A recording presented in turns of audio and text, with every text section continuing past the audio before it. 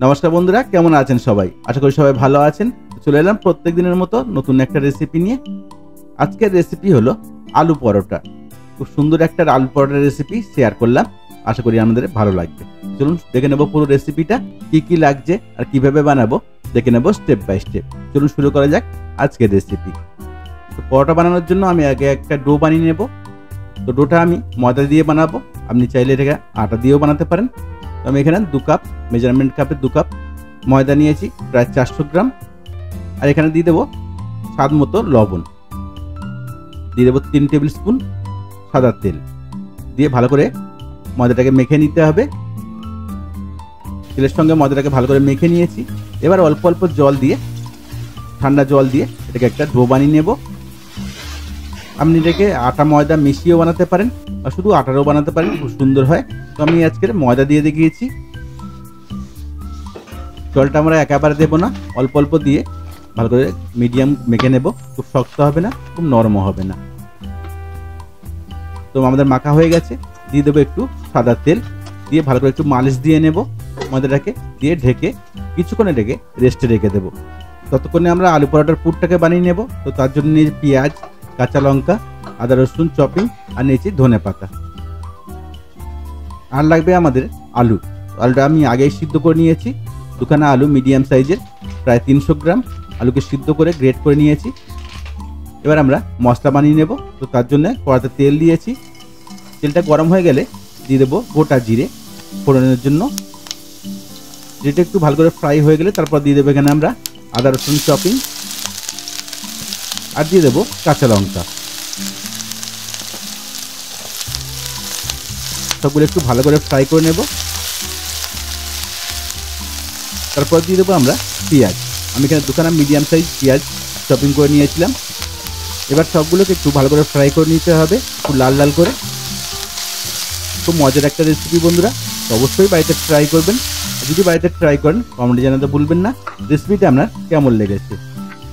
আর এখানে দিয়ে দিয়েছি আমি মশলা, হলুদ পাউডার 1/2 টিস্পুন, দিয়েছি লঙ্কা পাউডার 1/2 টিস্পুন, দিয়েছি লবণ স্বাদ মতো, আর লাগবে আমাদের জিরা পাউডার 1/2 টিস্পুন।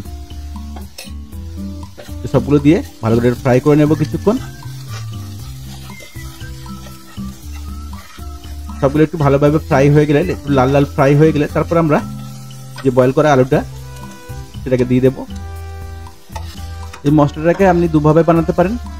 একটা সিদ্ধ আলুর সঙ্গে পেঁয়াজ, কাঁচা লঙ্কা, ধনে পাতা সব একসঙ্গে কাঁচা মিশিয়ে সেটাকে বানাতে পারেন। আজকে আমি সেটা বানাবো না, আজকে আমি কষিয়ে নেব সবটা একসঙ্গে কড়াতে।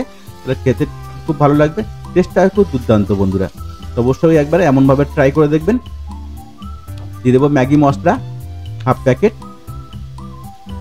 ম্যাগি মশলাটা অপশনাল বন্ধুরা, এটা টেস্ট বাড়ানোর জন্য। দিয়ে সবগুলো দিয়ে ভালো করে একটু মিশিয়ে নিতে হবে। আর লাস্টে আমরা দিয়ে দেবো এখানে আমচুর পাউডার, 1 টেবিল স্পুন দিয়েছি আমচুর পাউডার, আর দিয়েছি ধনে পাতা, 1 মুঠো ধনে পাতা দিয়েছি। দিয়ে সবগুলো ভালো করে মিশিয়ে নেব। পুরটা আমাদের প্রায় রেডি হয়ে গেছে বন্ধুরা। ভালো করে ধনে পাতা, আমচুর পাউডার একসঙ্গে মিশিয়ে নিয়ে এটাকে আমরা ঠান্ডা করে নেব কিছুক্ষণ। এই আলু পরোটার পুরটাকে আরও একটু টেস্টি বানানোর জন্য আপনি এখানে কস্তুরি মেথি পাতাও ব্যবহার করতে পারেন, তাহলে খুব টেস্টটা সুন্দর হয়। কস্তুরি মেথি পাতা আজকে আমার কাছে নেই, তো দিলাম না, তাই আমরা একটা প্লেটে পুরটাকে তুলে নেব। এতক্ষণ আমাদের ময়দাটাও খুব সুন্দরভাবে সেট হয়ে গেছে। তো সেটাকে আমরা দেখে নেব ময়দাটা কেমন হয়েছে। দেখুন কত সুন্দর সফট হয়ে গেছে, খুব সুন্দরভাবে সেট হয়ে গেছে। এবার এটাকে আমরা ভালো করে মালিশ দিয়ে নিয়ে ছোট ছোট ডো কেটে নেব, যেরকম সাইজের আমরা পরোটাগুলো বানাবো। ডিনারে বা ব্রেকফাস্টে যদি হাতে একটু সময় থাকে তো এমনভাবে এটাকে বানিয়ে নিতে পারেন বন্ধুরা, খুব সুস্বাদু হয়। আমার খুবই পছন্দ এই আলু পরোটা। আর এমনভাবে যদি আপনি বাড়িতে বানিয়ে খাওয়ান তো সবাই আপনার কাছে চেয়ে চেয়ে খাবে, প্রশংসা তো করবেই করবে। তো বন্ধুরা দেখুন আমার ডোগুলো কাটা হয়ে গেছে। এবার একটা বাটির মতো শেপ দিয়ে নেব পুরগুলো ভরার জন্য। হাত দিয়ে একটা বাটির মতো শেপ করে নেব। এবার এখানে আলু দিয়ে দেবো। আলু যে মশলাটা বানিয়েছি আমরা সেটাকে দিয়ে দেবো ভরে। খুব বেশি দেবো না আর খুব কমও দেবো না, মিডিয়াম এটা দিয়ে দেবো। খুব বেশি দিলে কী হবে বন্ধুরা, ফেটে বেরিয়ে যাবে। যেমন আপনি ডো কাটবেন তেমন হিসাবে পুরটাকে ভরে দেবেন, দিয়ে ভালো করে এটাকে সিল করে দিতে হবে। এমনভাবে ভালো করে এটা সিল করতে হবে। এবারে হাতে একটু ঘষে নেব, তাহলে মুখগুলো প্লেন হয়ে যাবে আর বেলার সময় খুব সুবিধা হবে। দেখুন এমনভাবে একটু চ্যাপটা করে দেবো। তো সবগুলো এমনভাবে রেডি করে নিতে হবে। আমি আরও একটা দেখিয়ে দিয়েছি আপনি কেমনভাবে এটাকে পুরটা ভরে সিল করে দেবেন। খুব মজার একটা রেসিপি, অবশ্যই বাড়িতে ট্রাই করবেন। আর যদি বাড়িতে ট্রাই করেন কমেন্টে জানাতে ভুলবেন না রেসিপিটা আপনার কেমন লেগেছে। ভালো করে সিল করে দিয়ে হাতে একটু ভালো করে ঘুরিয়ে নেব, ঘুরিয়ে নিয়ে একটু চ্যাপটা করে রেখে দেবো, তাদের বেলার সময় সুবিধা হবে বন্ধুরা। এবার উপরে আমি দিয়ে দেবো ধনে পাতা। সবটার উপরে আমি ধনে পাতা দিয়েছি। এখানে 2 কাপ ময়দা নিয়েছিলাম আমি, তো আমার 6খানা পরোটা হয়েছে। আপনি যেমন বানাবেন তেমন হিসাব করে ময়দাটা নিয়ে নেবেন। এবার একটা একটা করে আলতো হাতে এটাকে বেলে রেডি করে নিতে হবে। খুব চাপ দিয়ে বেললে হবে না বন্ধুরা, তাহলে সব ফেটে বেরিয়ে যাবে। তো আলতো হাতে এটাকে আমরা বেলে রেডি করে নেব। আর যদি এটা চেপে বেলেন ফেটে যায় তাহলে আর পরোটাগুলো ফুলবে না, দেখতেও ভালো হবে না। পরোটা ঠিকই হবে কিন্তু দেখতে অতটা ভালো হবে না, পরোটাগুলো ফুলবে না। তো আলতো হাতে ভালো করে এটাকে আমরা বেলে নেব মিডিয়াম সাইজ করে।